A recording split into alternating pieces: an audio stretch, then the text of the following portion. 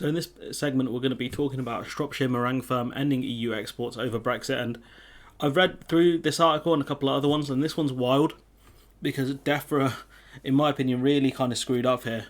At least that's the way I've read it. DEFRA I don't know what the hell the people in DEFRA were thinking. But you've got a meringue manufacturing firm saying it no longer exports to the EU due to issues created by Brexit. Flour and White, the name of the company, employs 30 staff at Telford, producing 1 million products a day, formerly exported to 12 EU countries. So I don't know how popular meringues are. Maybe people in the audience can tell me, do they like meringues? I'm not the biggest fan. But she talks about thousands of pounds worth of stock have ended up at ports due to confusion over rules for exporting items. Owner Leanne Crowther has said, for the business, Brexit has been a disaster, she adds. Miss Crowther and her husband Brian would now try to build business in the domestic market before looking to export again. And obviously the EU being a population of hundreds of millions of people versus the UK, which is about 66 million. Not great, especially when she's exporting to, or they were exporting to 12 EU countries anyways. They began their cake bakery business in a garden shed, but have expanded and now launching new products on the shelves at Tesco. So it's not some small little company here. They're pretty decent medium enterprise. While Flour and White still exports to the US, all sales into the EU have been stopped, she added. Now I wonder, right, because I don't know what the rules for US exports are, but I'm sure the US, given that meringues are made with egg whites, obviously eggs, so I assume the US would want vet certificates and other things, right, to make sure all the eggs are okay, or are they okay with British eggs because they trust our standards? I don't know. But all her sales to the EU have been stopped.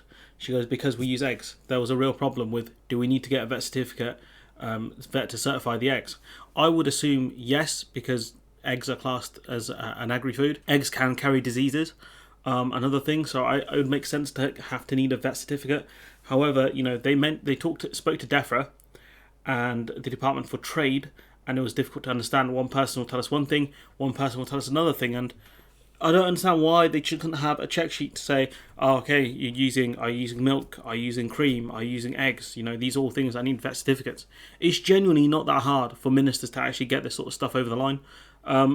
What I would have said was, if I was, kind of advising this company, I suppose in a way I am unofficially, is I would have spoken to a very, very good customs agent to really help out and figure out what they need to export. Someone who's worked in the business in and around the EU for a while, they'd be able to help you out here. But with one person saying one thing, one person saying another, you got stuck in ports effectively, and I wouldn't be surprised if you had customs officers saying, well, you need vet certificates for this, and I'm like, what? No, why? And just endless confusion.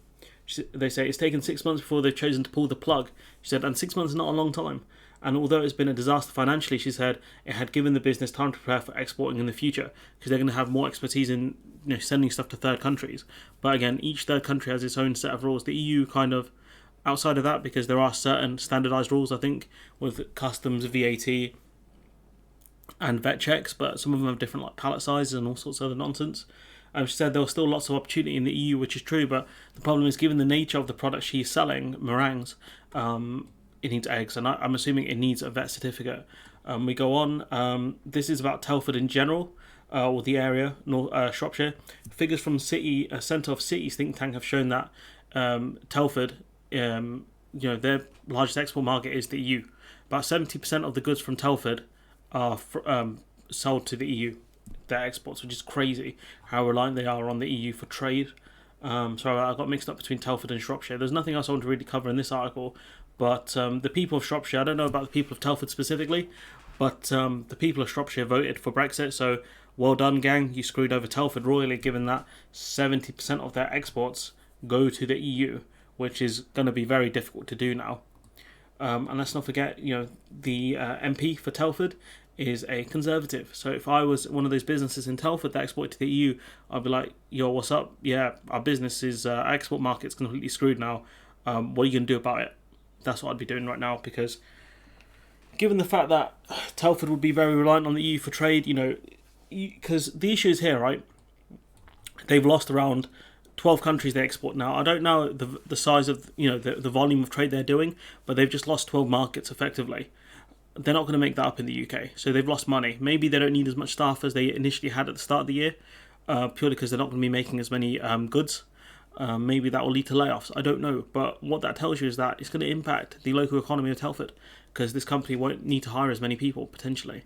I don't know what more to say about this from the fact, except from the people of Shropshire, you've really screwed yourselves over.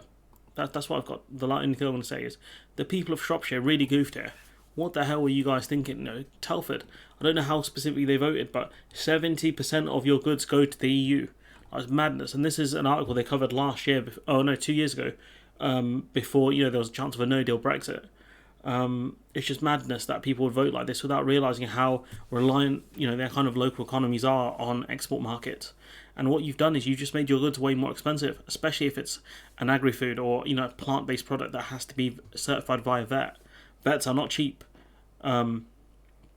You've just lost the entire market for what is effectively a luxury product, not a super luxury product, not something that's going to run you into the hundreds, but it's going to cost you a couple of quid to buy these, and these aren't things you're going to buy like every day.